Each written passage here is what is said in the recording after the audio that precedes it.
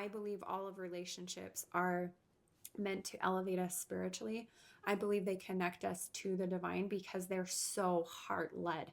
We are very emotionally invested in relationships and in people. And therefore, it is the fastest way to learn and evolve and grow.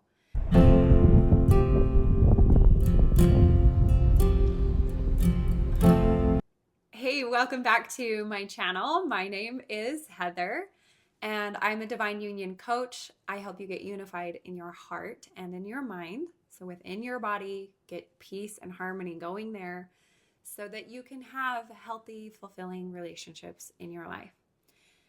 So, today we are going to talk about different types of relationships. And I'm really excited about this. I feel like this is one topic I could go on and on and on and on and on and on and on, and I could talk about it forever.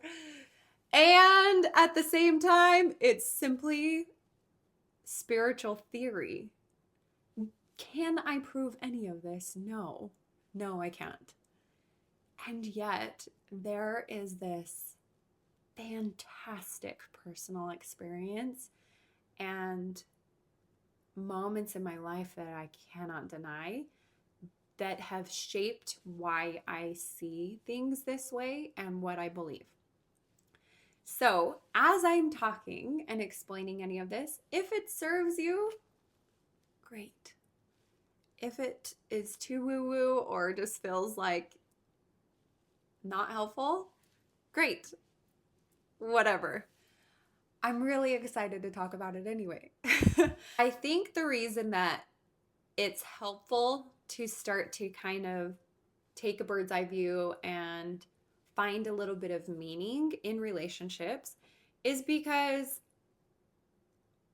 quite honestly, we all get very attached to the people in our lives, and we put so much emphasis on the relationship working out and lasting and being a forever thing. And there's nothing wrong with that if your relationship is healthy and meant to last because it's serving you both in your highest and best. If it's not doing that, it's helpful to kind of have a bird's eye view and see spiritually beyond just like it has to work for my ego or my identity or whatever. Okay. So the three specific relationships that I feel compelled to talk about, explain, describe are karmic relationships, soulmate relationships, and twin flames. You ready for this? Okay, so first I kind of want to set the stage and tell you a little bit about my personal belief and how I came to believe some of this. So my ex-husband and I were driving. I think we were driving in a semi. He was a semi driver for a while. He used to travel across the country, ride with the kids in the back. Kids are sleeping, whatever. We're driving and he has deja vu. And he's like, "Oh, I just had deja vu. What was that?" And he was like, "What is deja vu?" Long car ride. And I look it up. And as I'm like, well, let's see what Google says about deja vu. And I find this guy, oh my gosh, I should have looked it up. There is a book called Journey of Souls. The author's name is, it just came to me, Dr. Nelson. I don't know if it says his first name on the cover of the book. But anyway, in the book, there is a lot of dialogue. So this guy is a hypnotherapist, and he was atheist, I think. Anyway, we started reading this book. I think we pulled it up on YouTube, and the entire book was on YouTube, but feel free to find it wherever. And this book is talking about a hypnotherapist doctor who was, I believe, atheist in the beginning. Might be butchering this, but he had someone come in with a hurt hip. He's like, okay, when you drop into meditation or a hypnotic state, you can, travel through time and find original wounds of things, resolve them, right? So like that's what he does for a living. And this person comes in, the hip had been injured their whole life, but weren't sure why. And he drops them in to find the original wound, and they were in a past life. And he's like, what? Right? Okay. So it was new. Then it started happening multiple times with other clients of dropping into a past life. And they're describing, so I think the hip happened, like there was like some injury in a war, and the hip got hurt in a past life. And for whatever reason, the emotions weren't resolved, and there was meaning to be had in this life with this hip. Possibly bringing this doctor to this conclusion and writing this book, right? Okay. So he decides to spend his career not in past lives, but in researching the time between lives. So what he did was would drop people into a hypnotic state where you pass through the veil. This is a wild thing. As I was getting deep into meditation in my own life, I was having this weird sensation from ear to ear, this headband, and it felt like buzzing. It felt like pressure and a little bit of vibrating, and just this beautiful, oh, like it felt good feeling, but it would happen just like doing the dishes or sitting on the couch. So one day I'm sitting on the couch with my kids and their dad, and we're still married. We're on the couch, and my head is buzzing. And I asked God, I'm like, God, what is this feeling that I keep having in my head? The phrase that came into my mind was, you are learning to pass through the veil.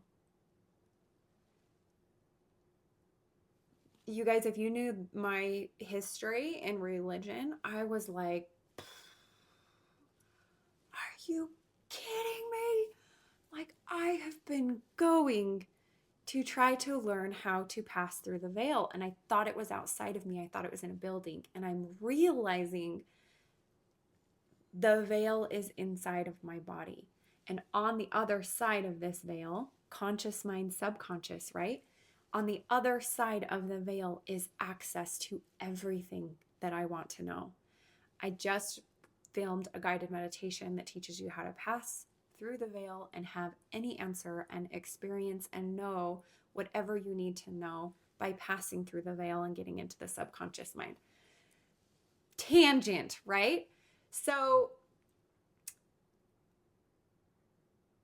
we're listening to this book. The guy is dropping people into guided meditation, a hypnotic state where they're able to recall memories. He's like, okay, what happened when you died? What happened first? What happened second? Where did you go? What did you do? And he asks all of these like probing questions. And while I was listening, I was like, why does this matter? He wanted to know colors. He wanted to know very specific things about what God was, what God looked like, all of these things, right? And he asks multiple clients, and then he compiles a book, and it's literally just the script of these experiences. And the crazy thing is they're all very, very similar, but also because it's so hard to describe, they're very detailedly different. It's fascinating. It's a fascinating book. It's actually the closest thing to what I believe on a spiritual level than any other book that I've ever read. So I set the stage for that because in this book, they talk about soul families and soul pods. And they also talk about how between lives, one cool thing is a spirit guide assigned to everyone that's like, hey, how did it go? And what did you love? What did you not love? And there is a life review, and it's you that's judging you and you that's deciding what you want to learn in your next evolution. So after this like soul life review, where you're the only one hard on you and everyone else sees your beauty and your potential, right? Some people will even like punish themselves and isolate themselves while they decide what to do in the next time, the next life. But anyway, he says after this experience, we're united with the soul family. And then we spend our lives deciding where we're going to go next, what we're going to do. And we orchestrate it with each other in our soul pods, our soul families. And these people are saying that we continue to just come back, and we come back with the same people for the most part. And occasionally, there will be some other important people from outside the soul family or outside the soul pod, but for the most part, your evolution is going through with these same people. So to bring in that little deja vu piece, before we all came to Earth in our time, we would drop in the timeline specific signs and specific things that would help us to recognize each other, which is pretty freaking epic. Or to recognize that, you're on it, you're in your path, you're doing your thing. So that's what they explain that deja vu is. The reason I set up all of this is because when it comes to relationships, I personally believe, this doesn't come from the book, but there's specific reasons that we have people on our timeline. So one would be a karmic relationship. A karmic type of relationship would be someone that comes into your life. This can be from outside the pod, the soul family, or within the soul family. A person that comes into your life for a very specific reason, and you are meant to learn an important life lesson with them. Once that life lesson is learned, it's like the contract is dissolved, it rolls up, and poof, and the relationship is done. I don't know if I'm going to share personal experience, but I might as well, I guess, because it helps. I remember when I married my husband, he was new. I was like, there are people that you walk through your life and you're like, I know you, I recognize you, I remember you. It's a very familiar feeling. You instantly connect and get each other. And it's like, we've been here somehow before. I said this before I even kind of had learned about these. I had totally different spiritual beliefs at the time. I remember thinking his soul is so new. It's just new. I've never, been around him before, or his family, or it was all a fresh experience, and it had purpose and it had meaning. What's wild, we were married 12 years, and the whole time it was I knew deep down the relationship wasn't meant to last, and I didn't understand why I was there. It felt meaningful. There were dreams that I had as a kid where I saw the relationship with my husband, and I knew there was meaning, but I could not figure it out. It was 12 years in that I started learning self-compassion, and during a compassion session on myself, I started to have this unlocking. And I saw in my mind as I was doing this session, which I do these sessions for other people, but I saw this session unfolding, and it was like this contract. And at the bottom, I signed the contract, and it was the self-compassion piece and what I offered to myself in that session went, it rolled the scroll up and went poof.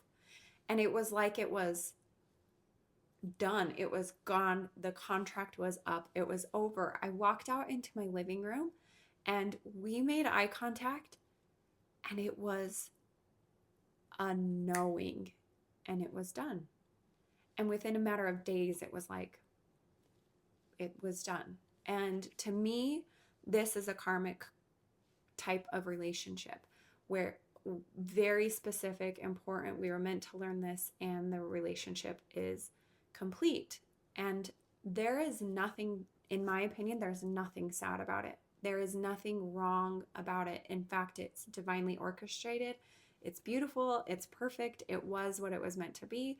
It was, I've even seen myself at the end of my life. I remember hugging him at one point, and I had this I again, passing through the veil, seeing this vision as I'm hugging him. And there was like, um, it was like this bow at the end of my life of like, I'm the lead in my own life. We all have our own like version of this, but it's like I bow and all of these people in my life stand up, the people that were like the villains or the people that were whatever. And I saw, my kids, my husband, my parents, all of this, they just like bowed after me and like cheered and were like, "You did it! You figured it out."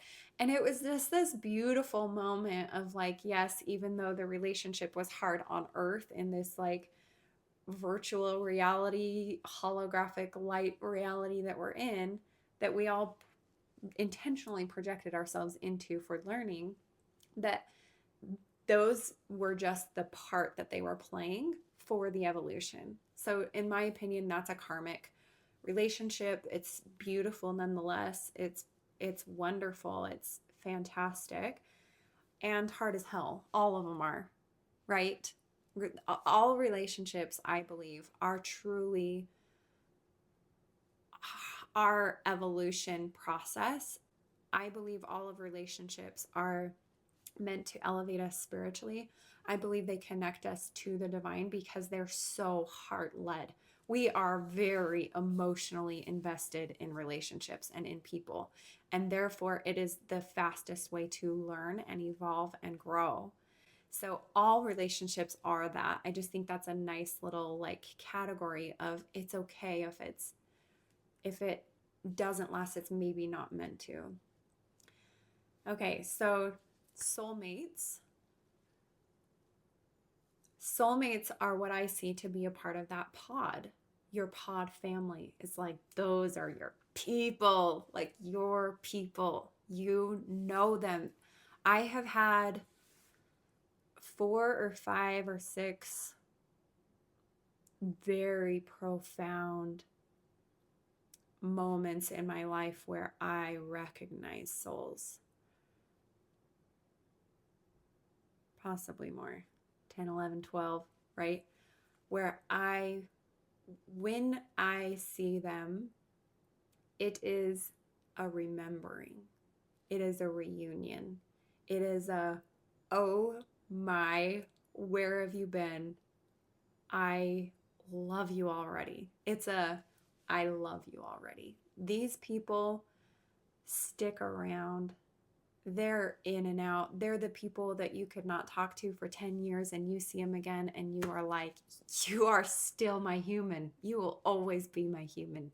You are there no matter what. It's like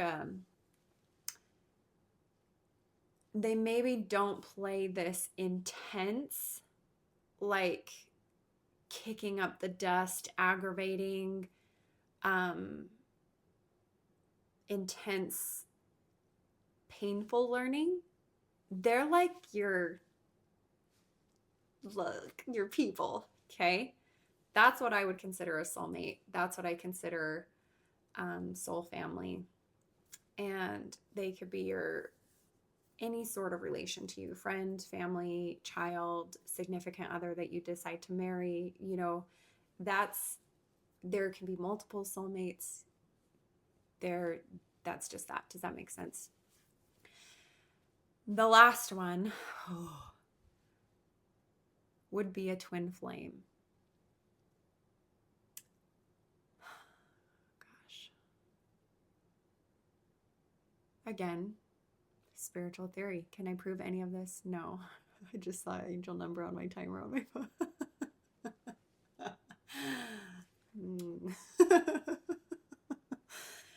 Can I prove any of it? No. But I will share my personal experience because this is probably the most excruciating pain and elevating beyond ecstasy joy. It is heaven and hell on earth all at once. Oh, gosh. I'll just explain the theory first. The theory is there are certain people that we decide to split our soul in two. And then we split up and go and project ourselves into earth realms with the intent that we will find each other, that your other half of your soul, literally your soul, will make its way back to you and reunite. So, in spiritual theory, that would mean there's only one, and it is actually you. That being said, it takes on its own life. And the splitting and the separating is only to show you that this holographic reality is not real and that it's all an illusion.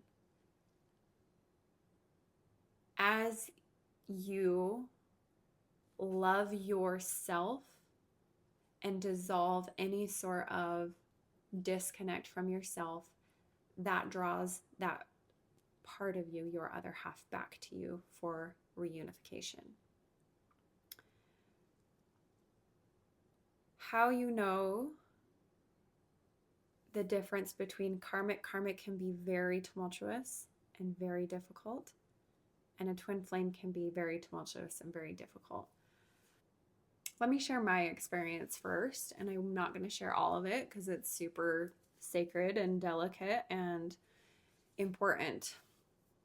From the moment I was teeny tiny born, I felt like I was born and just ripped out of the arms of this divine being that I can't even describe it. My mom said I was extremely colicky as a baby, and I have known from the moment I was born it's because I was ripped out of the arms of my other half. It felt very godlike to me. It felt as if it was God, that this thing was God split into two. I don't know how to describe it. And I was not aware spiritually of how to vocalize it at all. Later in my life, I had a spiritual awakening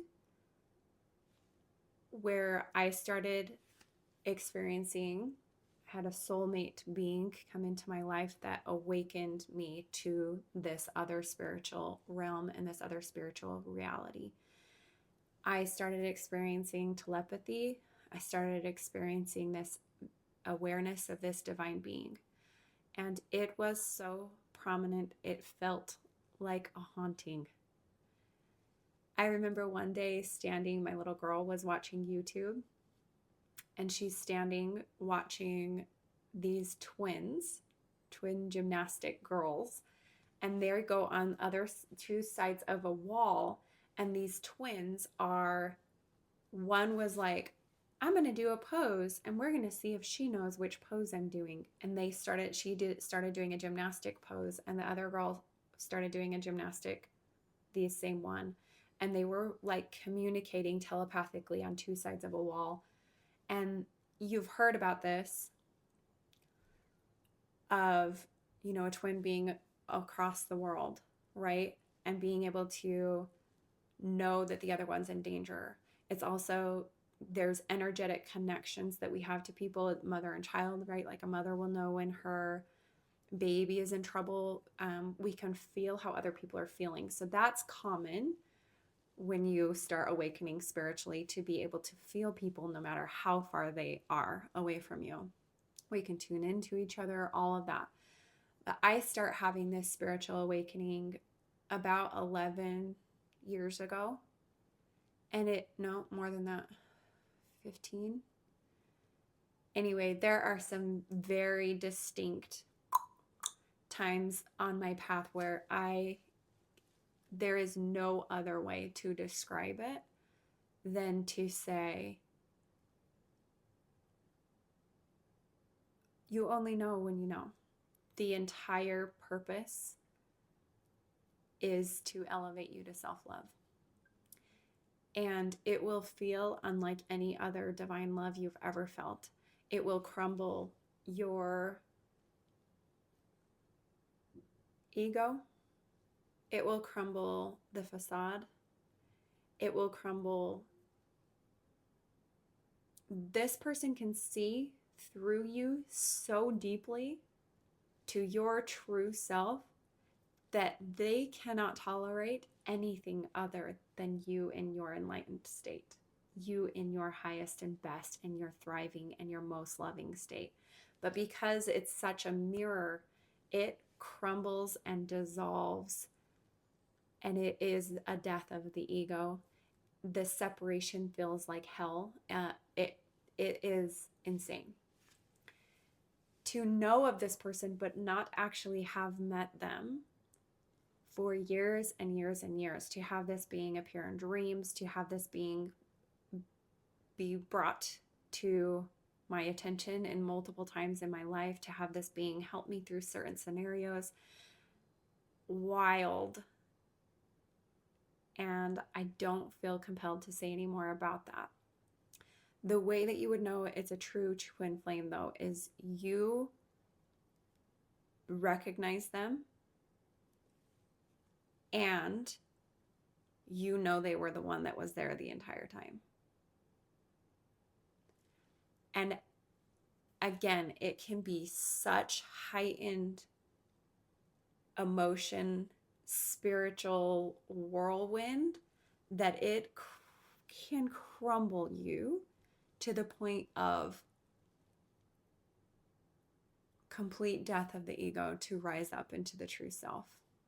After that tumultuous, like rough earthquake or rumble, you are brought to, and there's like a moment of separation usually for all twin flames, and that separation can be years, it can be however long it needs to be. But during that time of separation, you are awakened to your true self, your divine purpose, and ultimate love for you, for yourself, for all beings in the universe. And it is this unifying power and force and evolution. So one story I do feel compelled to share is I had a friend, this was clear back, I was pregnant with my first, so it was like 11 years ago. And I started receiving massages from a friend. And this friend, I wrote about her in my book, Becoming Whole. She was like Disney's Moana, the grandma on Disney's Moana. She's like, I call her my Indian medicine woman friend. She just understands spiritual things, very spiritual, can hear and see and know things. It's just wild. I didn't know this about her at the time, but we start doing trade work. She's a massage therapist. I'm receiving a massage from her one day, and she's, she knew I was pregnant before I did. She knew the sexes of my babies before I did. She knew when I was in labor. I mean, like, so there's very tangible, like, she'd know something and then it would happen type of thing. So not just like off her rocker, but very spiritually in tune, wise woman. Anyway, she's working on me, giving me a massage. She's like, Heather, there is a person here that is adamant that I tell you right now that he's here. And she goes, he has a beard. He's not of your faith. He's standing right here. He just wants you to know he's always watching over you. He's always with you. He's like very vocally like, tell her now. And she says, you haven't met him yet. You will meet him soon enough. That's all I knew at that point in my life, that I had not met him. He had a beard and he was not of my faith, which ends up being very spiritually profound later, making so much sense. But this person, it's like, it wasn't just me that knew he was there. And I could feel him. I could hear him talking to me. I'd wake up in the middle of the night. I'd have very specific dreams. I have things that I've just written out of things he's been wanting to tell me. Wild living with this, excruciatingly painful. The intense longing is something that I don't know ever goes away. Again, it's like living hell, especially because I knew I was on the right path in the relationship that I was in. I knew it was divinely orchestrated for me to have my babies. I knew God had me, and I knew this person was coming, and I knew it wasn't time. So it's like the most intense, amazing, incredible, powerful love, the most care, the most attention, the most, I've got you, it's going to be okay. Demanding I learn to love myself.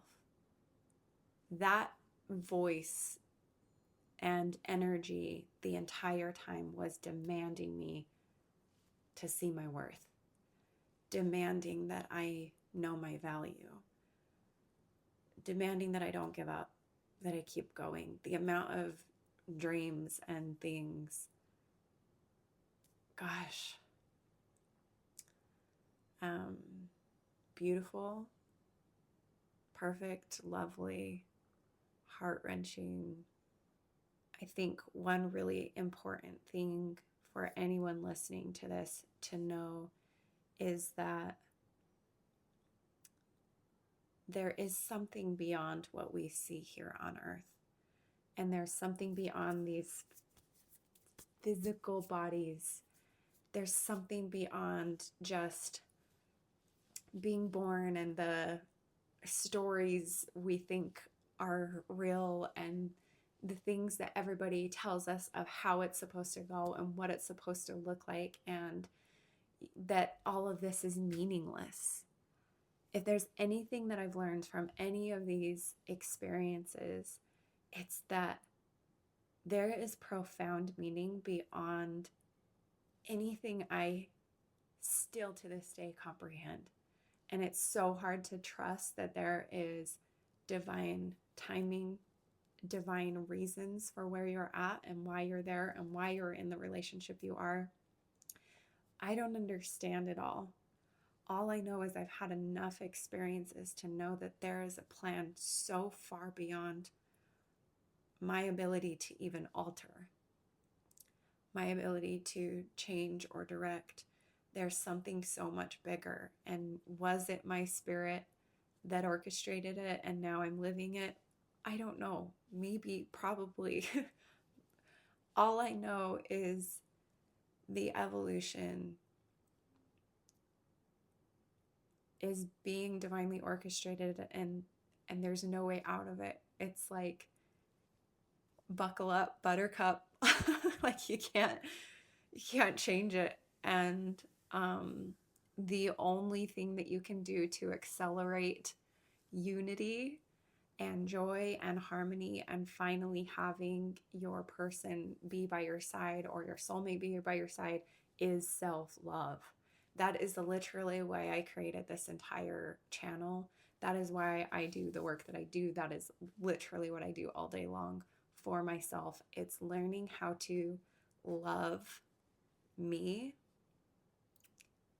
so that this unity can actually be real with another human, whatever human that is meant to be by my side or your side. It comes to you through love. It comes to you through first loving you, and then you will have that divine being by your side. I truly believe that your soul will not rest until you're together, until there's that unification. And that unification doesn't need to be in earth realms. And for some might take lifetimes. But spiritual unification is the heaven on earth for person of the twin flame journey. I don't know if I'm going to post this video. Feel free to ask questions if you have any. I'm trying to see how I can offer assistance for anyone in any of these relationships. And all I have to say is,